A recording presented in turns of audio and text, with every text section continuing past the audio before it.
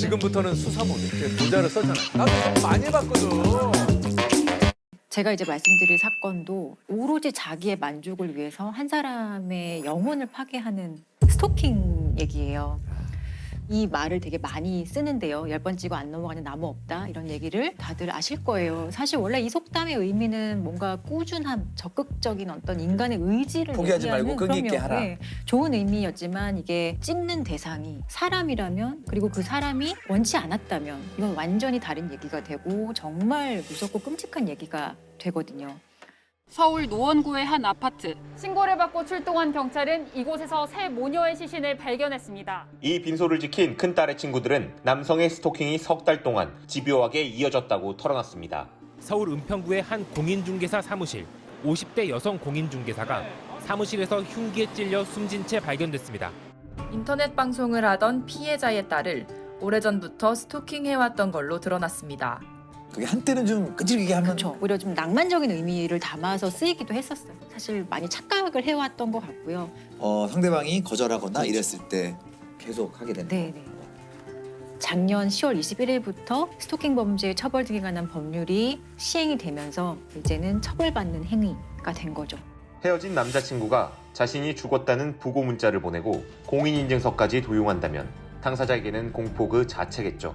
근데 이렇게 심각한 스토킹도 처벌이 잘 안 됩니다. 스토킹은 피해자가 받는 큰 고통에 비해서 여전히 벌금 8만 원 경범죄에 해당합니다. 그래서 이걸 처벌하기 위한 관련 법안까지 발의돼 있는데 국회 문턱을 여전히 넘지 못하고 있습니다. 관련 법안이 14건이나 발의됐지만 모두 국회에서 잠자고 있습니다.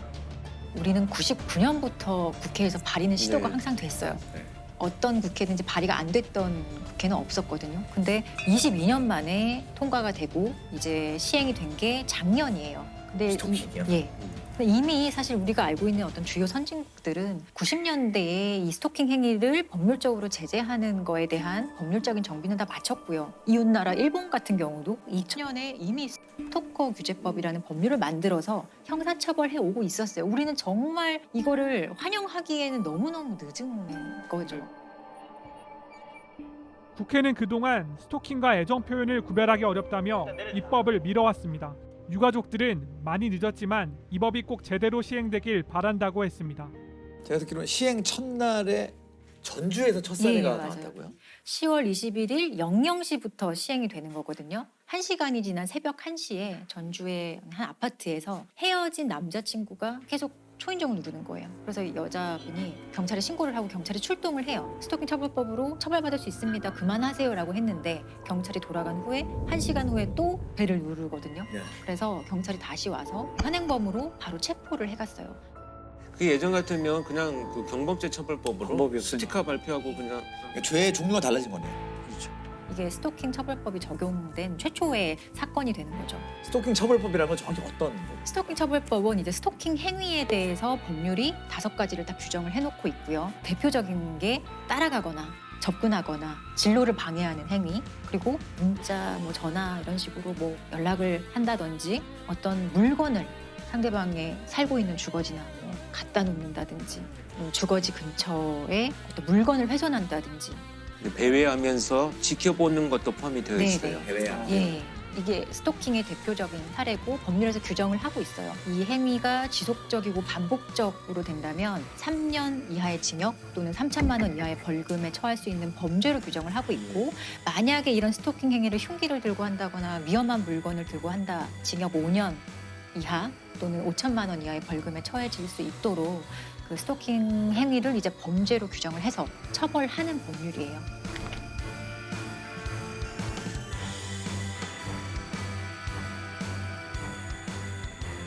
변호사님께서 직접 스토킹 사건 피해자를 좀 변호하신 스토킹 적이 사건. 있으시죠? 예. 제가 기억나는 사건 중에 하나는 2020년 초에 이제 N번방 사건으로 디지털 성폭력과 성착취의 어떤 실태와 현황을 보고 많이 충격을 받았잖아요. 여성들을 협박해 촬영한 성착취물을 텔레그램에 유포한 이른바 N번방 사건과 관련해 경찰이 124명을 검거했습니다. 26만 명으로 추산되는 대화방 회원들에 대한 수사도 본격화하고 있습니다. 조주빈과 이제 그 성착취 영상물에 관여한 주범들의 조금 가려진 공범 하나가 있어요. 강모 씨라는 공범인데, 네네. 강모 씨가 이 9년 동안 한 피해 여성을 스토킹을 했었거든요. 근데 그 혐의로도 기소가 되어서 재판을 받게 되었었고 재판 과정에서 이 스토킹 피해자를 제가 변호를 했던 사안인데 저는 이게 사실 가장 기억에 남는 스토킹 피해 사건이에요. 사건은 2012년으로 좀 거슬러 올라가게 됐는데요. 이때 처음으로 만나게 된 거죠. 이 피해자와 가해자가 만나게 됐고 피해자, 그러니까 대상자가 고등학교 때 담임 선생님이었던 여성이었어요. 학생 때 이미 스토킹을 한 거예요? 이 가해자 학생이 그러니까 당시에는 고등학생이었는데 학교 생활에 조금 적응 못하고 사회성에 조금 문제가 있어서 선생님이 여러 도움을 많이 줬다고 해요. 근데 그러던 과정에서 이 가해자는 이 선생님한테 조금 의존하게 되고 그게 발전해서 집착하게 되고 스토킹이 시작이 된 거거든요. 근데 이런 게 학교에서도 선생님이 너무 힘들고 하니까 반을 조금 분리하는 방식으로 거리를 좀 두려고 노력을 했었는데 그 과정에서 이 학생은 그걸 받아들이지 않고 자퇴를 해버려요. 그런 성향만 보더라도 사실 어떤 사람인지 대강 짐작은 아마 가실 거예요. 자퇴하고 나서 본격적인 이제 협박 형식의 스토킹이 시작이 되는데 대표적으로 쿼터카를 들고 학교에 찾아와서 선생님을 협박한다든지 그리고 선생님이 살고 있는 집 앞에 빨간색 펜으로 선생님의 주민번호 그리고 같이 살고 있는 가족의 주민번호를 막 써놔요. 난 다 알고 있다는 걸 보여주는 거죠. 너의 개인정보 내가 다 알고 있어. 가족 것까지. 또 선생님의 뭐 차량을 훼손하는 것도 있었고 너무 일상적인 일이 되어버렸던 거예요. 그러니까 제자기 때문에 더 그렇죠. 누르셨을 것 같아요. 네. 이게 되게 사실 끔찍해서 제가 다 말씀을 드리기가 어려울 정도의 행동을 해요. 근데 일단은 그 피해자분의 가족의 신상이라든가 이건 어떻게 알았을까요? 이 친구가 사회복무요원으로 한 병원에서 근무를 했었는데 그 병원에 내원한 적이 있던 선생님의 자료 쳐보면 알 수 있었던 거죠. 조주빈의 공범 강 씨는 지난 2017년 이곳에서 사회복무요원으로 근무했습니다. 자신이 스토킹하던 30대 여성의 개인정보를 빼내 수십 차례 편지와 문자메시지 등을 보내는 등 협박을 일삼다 구속됐고 그거 진짜 그런 병원이나 이런 데서 그런 정보 알 수 있는 사람도 좀 제한해야 돼. 당연히 제한해야 되고 처벌해야 됩니다. 그래서 지금 일어나는 강력범죄의 발단은 개인정보 유출이 거의 대부분이에요. 흥신소와도 연결이 되어 있고 개인정보가 사실 아무것도 아닌 것 같을 수 있지만 동기와 수단으로 활용되는 데 있어서 정말 위험한 거죠. 그래서 참다 못한 선생님이 결국에 고소를 하게 됩니다. 그때는 스토킹 처벌법이 없었지만 사실은 이런 스토킹 행위의 어떤 개별적인 행위가 현행법상의 범죄에 해당한다면 그 범죄로는 당연히 처벌이 되었거든요. 처벌 기준이 어떻게 되나요? 이 가해자 같은 경우는 상습 협박이에요. 1년 2개월의 실형을 선고받고 구치소에 수감을 하게 되죠. 1년 2개월 동안. 이분이 고통받았던 기간은 1년 2개월의 형사리보다 더 힘들었을 텐데 좀 불공평한. 법원은 범행이 장기간 동안 이뤄졌고 협박 내용이 매우 잔혹하다면서도 피고인이 반성하고 있고 정신질환을 앓는 점을 고려했다고 밝혔습니다. 자, 그럼 1년 2개월 동안 스토킹 행위가 중단이 되었을까? 아니에요. 구치소에서도 협박 편지를 써서 선생님한테 보냅니다. 여기 있는 거? 여기도 어차피 사람 사는 곳이야. 난 반성하지 않아. 라는 취지로 선생님한테 또 협박 편지를 보내요. 선생님 얼마나 무서웠겠어요. 심지어 그 교도소 안에서도 이런 식으로 협박 편지를 보냈던 아이니 출소하면 당연히 또 협박이 이어졌겠죠. 출소하기 이틀 전에 이사도 가고요. 전화번호는 이미 수없이 바꿨겠죠. 그리고 선생님이 되게 오랫동안 고생해서 주민등록번호도 변경을 합니다. 그런데 출소한 지 5개월이 되는 날 선생님이 살고 있는 그러니까 새로 이사간 집 우편함에 선생님의 바뀐 주민번호와 그리고 가족의 주민번호가 또 적어진 편지가 놓여 있는 걸 발견을 합니다. 그건 또 어떻게 알아요? 이건 어떻게 알았냐? 이것도 참 되게 놀라운 일인데 출소하고 사회복무요원으로 구청에서 일을 하게 돼요. 이해가지 않으시죠? 이런 전력이 있는 사람이 또 신상 정보를 알 수 있는데 또 그렇죠. 구청에 사실 우리 뭐 개인정보 다 가지고 있는 거잖아요. 어떤 증명서 발급하고 이럴 때 주민번호, 이름 있으면 다 발급할 수 있는 건데 사실 사회복무요원은 접근 권한이 없어요. 없는데 그러니까 잘못된 방식으로 일을 한 거죠. 그러니까 실제로 이게 당시에 N번방 사건과 함께 좀 얘기가 되면서 많은 사람들이 충격을 받았어요.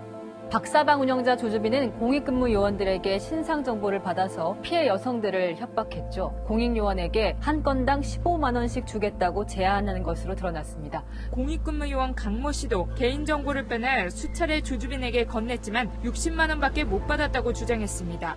황당한 건 복무 기간이 남은 강 씨가 출소 9일 만에 구청 공익으로 배치돼 개인정보에 또다시 접근할 수 있게 됐단 겁니다. 구청은 과거 강 씨가 개인정보 유출 관련 전과가 있는지도 전혀 몰랐습니다. 아니 근데 그렇게 뭐 어떤 혐의로 갔다 왔는지 몰라도 1년 2개월 실형 갔다 오는 거는 되게 큰 거잖아요. 무슨 범죄든 간에. 근데 그 당시에 병무청에서도 사실 사과를 했었어요. 이유는 무엇이냐고 물었더니 정말 저희 납득하지 않지만 정가와 관련된 거는 너무 민감한 개인정보이기 때문에 우리는 제공받지 않는다. 몰랐다는 거예요. 그 개인정보는 보호가 되는 거죠. 아니 근데 우리가 보호해줄 사람 보호, 이런 식의 보호를 하기 위해서 개인정보법 같은 게 있는 게 아니거든요.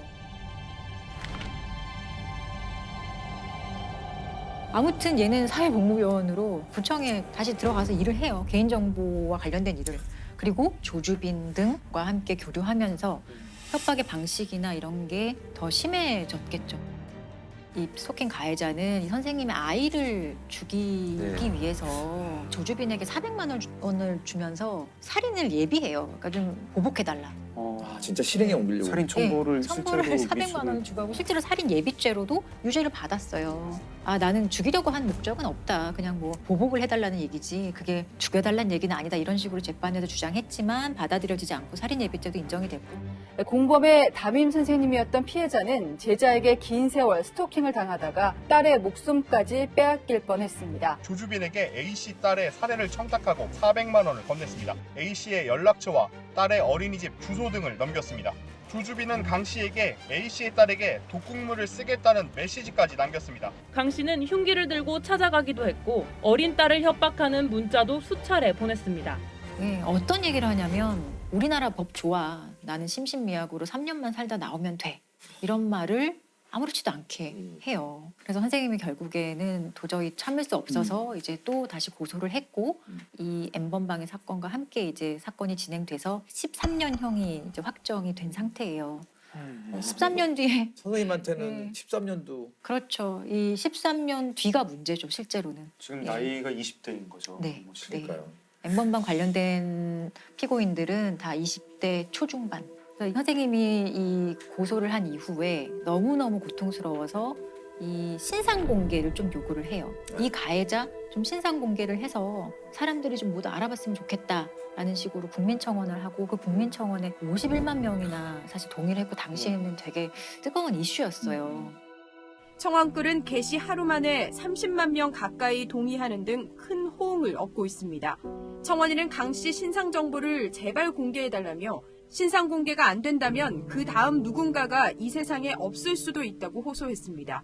좀 이런 얘기를 올리신 게 있는데 사실 이게 되게 스토킹 피해자가 겪는 전형적인 고통과 끔찍함과 어떤 무력감을 잘 담은 것 같아서 제가 한번 읽어드릴게요. 실형을 살고 나와도 달라진 것이 없는데 저는 이제 어떻게 해야 할까요? 아이의 이름, 주민번호, 어린이집까지 모두 다 알고 있는데 이제는 어떻게 도망갈 수 있을까요? 저에겐 이름이 몇 개가 생길까요? 주차장에서 언제쯤이면 마음 편히 집에 들어갈 수 있을까요? 지금은 아이가 어려 부모가 옆에 있지만 나중에는 그 사람 얼굴도 모르는 우리 아이에게 무슨 일이 벌어지면 전 어떻게 살 수 있을까요?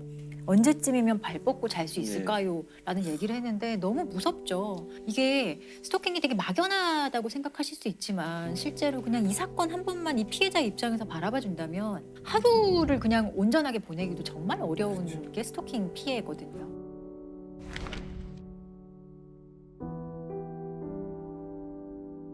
공범 강모 씨는 수사 단계에서 신상 공개가 된 건 아닌데 성범죄자 알림 이 사이트나 어플 이런 데 들어가시면 우리 주변에 어떤 성범죄자가 살고 있는지 이런 것들 다 조회를 할 수 있어요.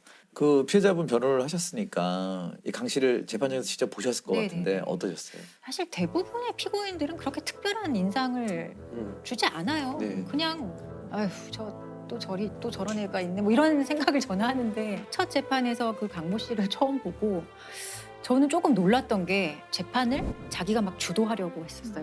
네, 자기 변호인도 있는데 자기가 먼저 막 얘기를 하고 아주 당당하고 거침없이 막 얘기를 하는 그 애티튜드의 문제였다고 생각을 해요. 사실 피고인들의 진심 어린 반성 이런 거는 저는 그런 거는 기대하지 않는 사람 중에 하나거든요. 그거는 신도 몰라요. 피고인 본인만 알아요. 내가 진심으로 반성하는지 안 하는지. 그렇지만 법정에 와서는 그래도 반성하는 척하는 쇼는 다 하거든요. 근데 그러한 쇼도 전혀 하지 않았던 상당히 특이한 사람.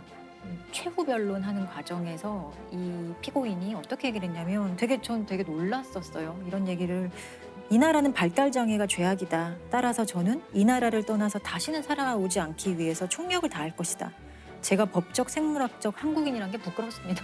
이런 얘기를 하거든요. 또 나라 탓하는 거. 이게 그렇죠. 자기는 장애가 좀 피해자라. 있고 우리나라가 제대로 날 돌보지 못했어. 그래서 난 우리나라가 싫어. 떠날 거야. 자기가 말도 안 되게 재판에서 이런 얘기를 한다는 게 사실 일반 사람이 되게 이해하기 어렵거든요. 제가 지금 무슨 말 하나 저기에 앉아서 그런 생각을 들 정도로 법정에서도 이런 얘기를 많이 했던 거고. 반성문도 제출. 네, 했죠. 그렇지만 판사가 이건 반성하는 게 아니야 라고까지 얘기할 정도로 본인이 억울하다는 취지에 이 사건으로 인해서 나와 가족이 얼마나 고통받는지에 대해서 좀 더 어필하고 싶었던 것 같아요. 내가 피해자일 수 있다. 내가 피해자다라는 얘기를 더 하고 싶었던 것 같아요. 타인의 고통을 못 느끼는 예, 공감 능력 같은 게 전혀 제로인 거죠. 반성의 의미 이런 것들은 판결문에 전혀 들어가 있지 않습니다.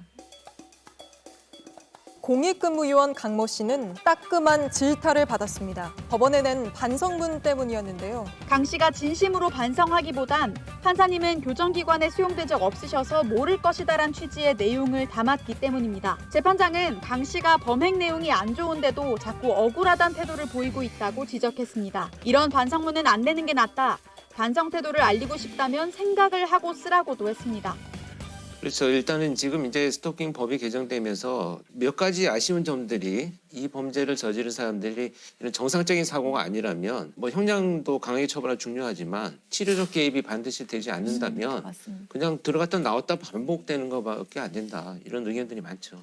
일단은 스토킹의 행위, 스토킹 가해자에 대해서 좀 처벌을 하는 게 목적인 법률이기는 해요.